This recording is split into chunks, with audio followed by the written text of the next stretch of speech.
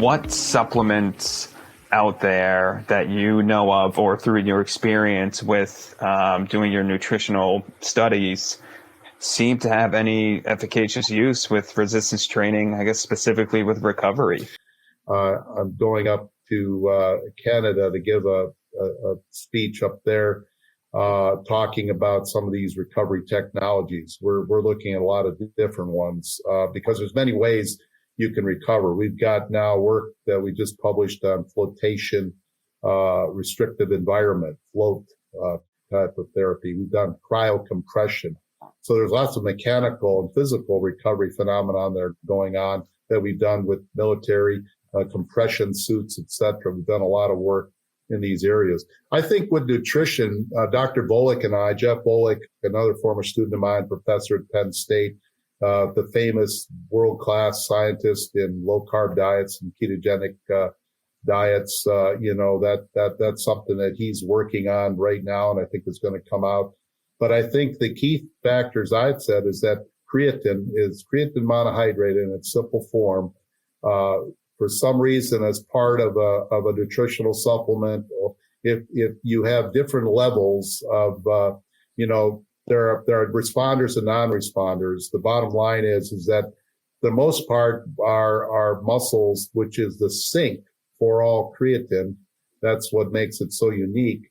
The bottom line is that you have maybe 66 to 75% full. So when you add, you do a creatine overload. Typically people do a fast overload of 4 days of, 20 grams split into 4 doses, or over a longer period of time of 10 grams a day, because you really, you get rid of somewhere a little less than 3 or 4 grams a day just normally. So you got to be above that. So you load up the tank if you're one that has the availability. Some people genetically are non-responders. They already have full tanks, and that's very, very interesting. And basically, we fill that up. It seems to make the structural recovery structure of the cell more resistant to damage. We've shown that.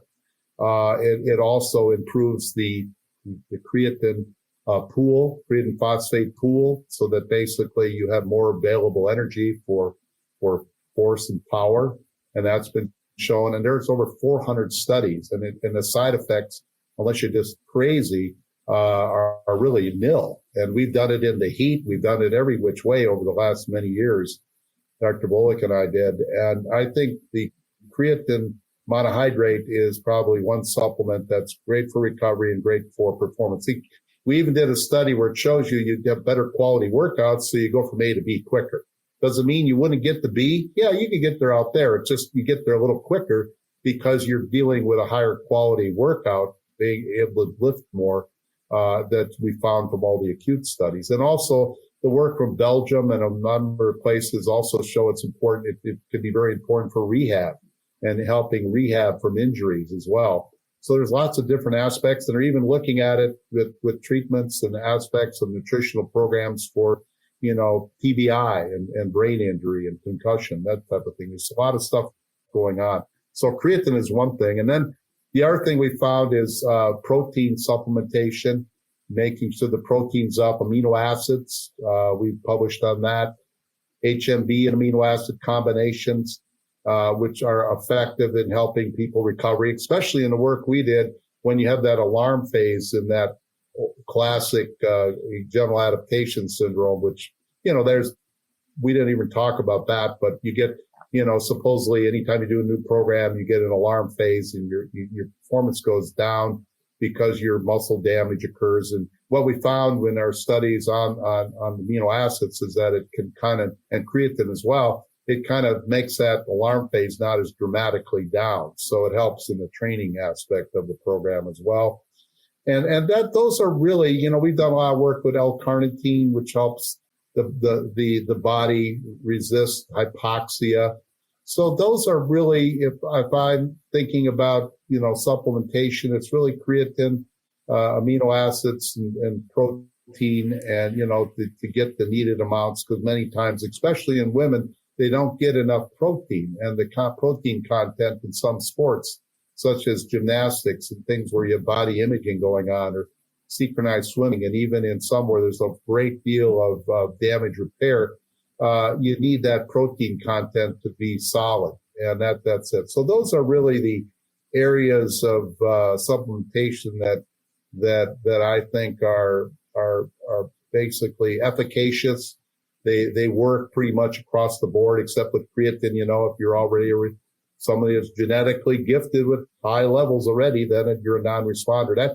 That happens in about 1 out of 4 or 5 individuals, and that's why we always test the effect to see if you're a responder or non-responder. If you don't make any change in your acute response after one loading period, you're probably a non-responder. But that's kind of what I look at. And then all of the mechanical and other types of therapies we're looking at more to understand how they can affect. And we've studied a lot of compression and cryocompression, and also looking at compression garments and things like that help in the repair remodeling of that. And we're getting into understanding how we can improve sleep now. Sleep is a big area of study, right? We're working on, and we've done that both with athletes now at Ohio State, and working at military applications and things like that. Sleep is very important recovery mode as well. So anyway, those is kind of what I would say. I would put my hat on, so to speak. Yeah, I would definitely agree with creatine and protein. And like you said, it's been studied for 4 decades now with ample research. And I think there's a little bit of a scare with creatine just from, historical kind of outlets about creatine. And I think you would agree as well that women can also benefit from creatine supplementation. Yeah, I think the problem with a lot of the early creatine research, and we did a whole study in just tremendous heat chambers that didn't provide cramping. A lot of people in the early days used it as a masking reason why they're having cramps or they were using amphetamines. And so there's a lot of other reasons why people would claim, even in the wrestler deaths that occurred, tragically a few decades ago, that really wasn't anything to do with creatine. It had to do just with overexertion and thermal heat stroke, this type of thing that was tragic. But I think that, again, when you deal with, as we have with resistance training and women and different interventions, it basically, you have every sport has a culture, and every, the cultures are what they are. And many times it's trying to educate people of why you're doing it. I always had to be surprised when I'd have a parent call me, and he's got a 7th grade young football player that's playing 7th grade football. And basically his dad wanted to give him creatine. And my answer was, well, really, why don't we teach him a better stance in the game? Why don't we teach him how to throw a football?